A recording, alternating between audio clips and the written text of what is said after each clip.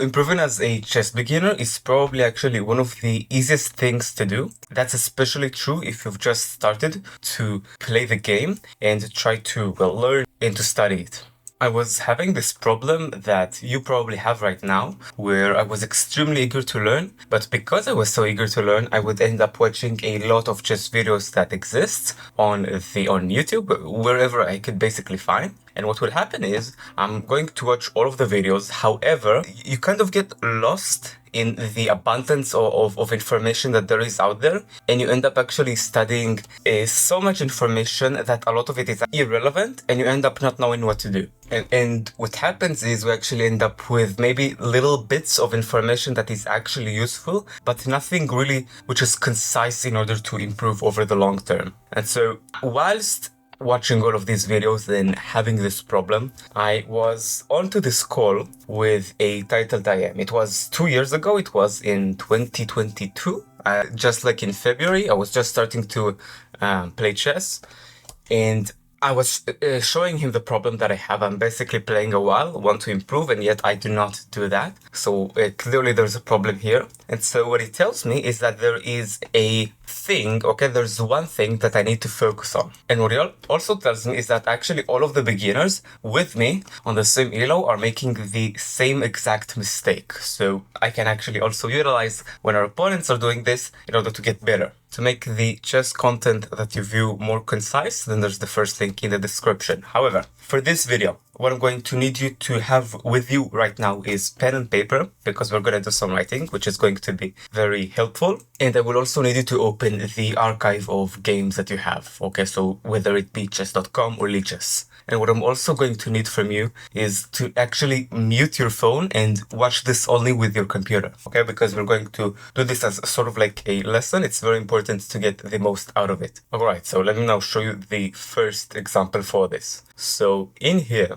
my opponent have made the move queen to f6. Now, why am I happy that he have made the move queen to f6? You see, he's a lot better than I am due to the fact that, first of all, he has a very strong knight. Then you can see it very clearly. My knight in comparison does absolutely nothing, even though I'm actually up a pawn. That doesn't mean a lot in here. And so there's this, utilizing the fact that my knight and rook are on the a1 to b1 squares. So I'm very happy that you have made actually the mistake queen to f6. One, because it allows me to go to queen to f3, which I've done.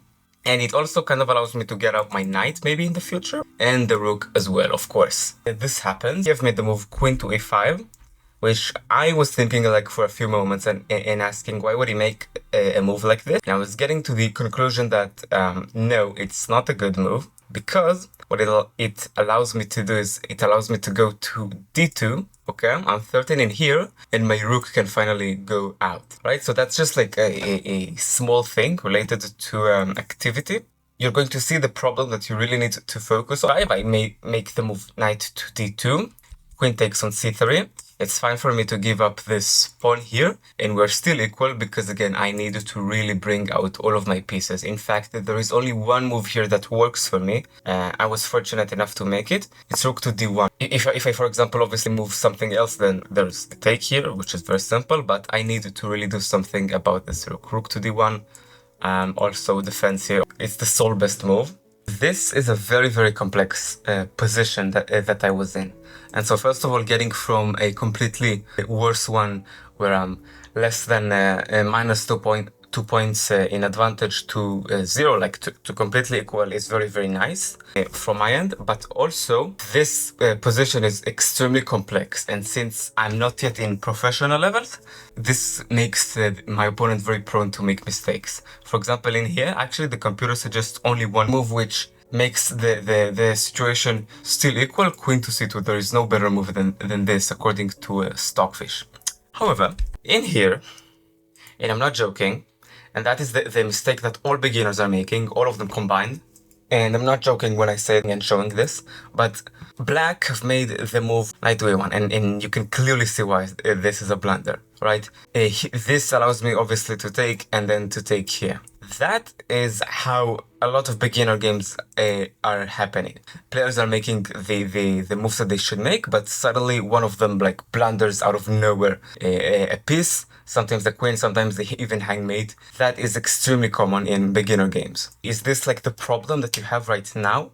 You can just literally go for the you can just go ahead for the archive of games that you've had like lastly. If you're obviously like below 1000, if you're above, it obviously is less of a problem. But are things like this happening to you? And you could see this, and the answer would be yes, because obviously after knight to e1, I'm gonna queen takes, okay, the rook does whatever it wants, and rook takes. So I'm absolutely fine here. And what I want you to do is literally just open for once the archive of games and actually go to the analysis and see are moves like this happening to you with the two red question marks like this one. And if they're happening to you more than once, it's the problem, and we need to fix this before leveling up to any level in chess. And I truly mean it, any level in chess, from beginner to intermediate, and improving at chess wouldn't happen unless we first of all fix this one. Let me now show you another example, just like this one, where this type of problems is very, very common. So my opponent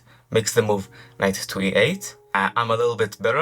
I like the fact that you've made the move right moves back. Usually when your opponents are doing this sort of stuff, you're a little bit better. So knight to e8, b4, b takes c5, I take back. And you can see I'm kind of satisfied with what I have right now. Maybe it was better for me to move here, but in a real game it would be absolutely fine here. So b takes c5, queen to a5, which I was thinking for a moment, asking what does a move like this does, and I came to the conclusion that I can just now continue to make my pieces like a bit more active and a tiny bit better. The knight on d6 and the bishop on a6, I also have these pawns. I'm very, very satisfied, especially because of that. So I can do bishop to b7, threatening the rook, held very well by the knight.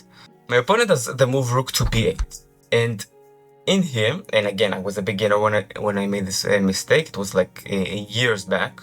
And again, I'm very, very happy with this. First of all, because I can just progress here. My opponent haven't connected his rooks yet or anything, and mine, you can see that they're a lot more free to come in. So I'm just happier due to that.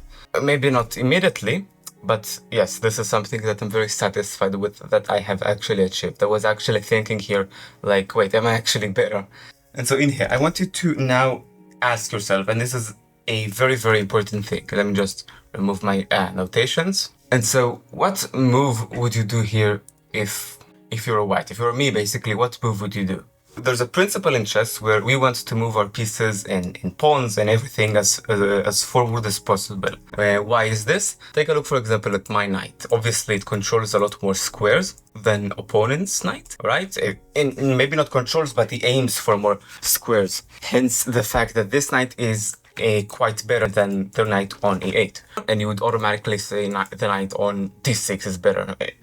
And that's exactly because of that reason. Basically a blunder like the previous one that you've seen. I made the move rook to b1 because I was thinking maybe I make my bishop stronger, but obviously it's clear now that this is a blunder, and I want to ask you why. What can my opponent do if I make this move? My opponent could just take a pawn, and the beautiful thing that I've built here is suddenly like starting to collapse basically in here. And so hence the drop, the evaluation drop in his favor. And so let's go to the previous game and actually work on solving this problem. And if you want and you think that this is the problem that you have, then you can consider subscribing to the channel to follow, so that more videos like this would help you to train stopping blunders and to improve from beginner to intermediate. And also, if you want just quickly to improve from beginner to intermediate, then obviously you can subscribe, because the information that you're going to get here will be more concise.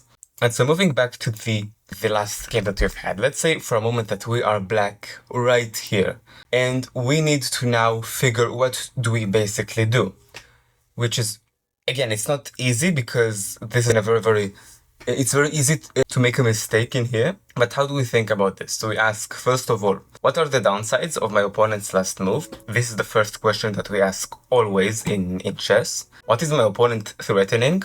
And what is my enemy trying to do? So what do I think about this move? Downsides, well, obviously it helps to defend the knight and finally to move the rook out that was stuck there for so long. But this move doesn't interrupt me so much. I can continue with my own ideas, like going with queen to c2. And what is he threatening on? This is not just like threatening to capture, this is also what he's specifically aiming at this stage. He's aiming on my own pawn. He's aiming at my knight. Obviously, he's not gonna take. That would be stupid by him, but still, these are things that he can absolutely do. So we need to be wary of that. And so asking this, obviously, like in this position, it's very hard to actually find the correct move, but you will never make again a move like knight to e1, obviously, in an example like this. And you will make like a proper move. In here, for example, it's difficult to find, but there is queen to c2. And the best second move is b5, actually. That's for a different topic, how to find the best move. In here, we're talking specifically about how to not blunder. Let's move to the second example. So before that, like right here, where you've made this move. So what are the downsides of my opponent's last move? What are the downsides of rook to b8? It doesn't do much. Like, it moves the rook. It's still quite inactive, so it's fine for me as well. And weirdly enough, I believe that because this rook is very inactive, but his knight, like, is very, very strong. Like, as you have seen, he's technically has more activity than this rook. I actually believe that if that black, I may have not made, I probably wouldn't make this move in an actual game, but I believe that it might have been better actually to take here. Like, knight takes on d6, and I'm explaining. If he takes here, bishop is obviously going to take. Yes, we are down the exchange here as black, but we have taken care of a very, very strong knight here. And these pawns, they don't have really any support now. Let's say for a moment that we move the knight away, like somewhere. Computer suggests that we move it to b5. Let's say we do this. Now, well, whatever it does, it's comparable to as good as it was beforehand. And so for this point right here, before we've made the blunder of rook to b1, asking what are the downsides of my opponent's last move, I believe that this doesn't do much for my opponent. It's still a very inactive rook. That's one thing. The second one is, what is my opponent threatening? He may be threatening here and here maybe, which is a problem. Here and maybe then there's a threat here, which is probably. And so we need to take care of these things first.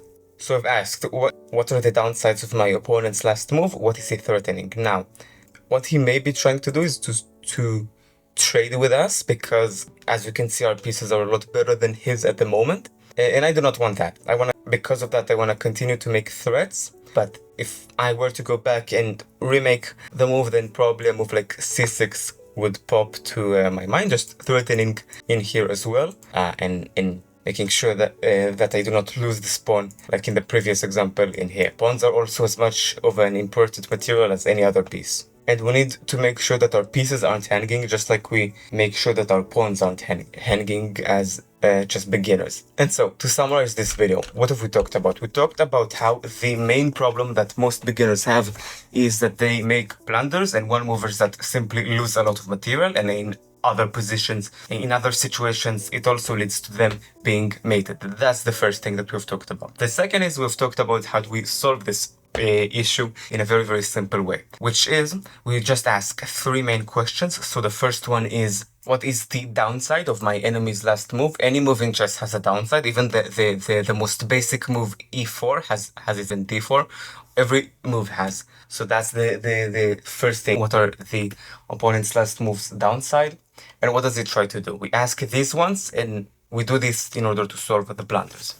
Right, so if you have any more questions, then you can leave them below. And if you want a more clear system in order to improve your thinking system and in order to prevent the blunders as a chess beginner, then that is the first link in the description, and I will show you how to do it right there. And if you're a beginner right now and you feel like you want to improve to the next level, then you can consider subscribing, and well, more videos like this will show to you that are very concise and towards beginners. I'll see you in the next video. Bye.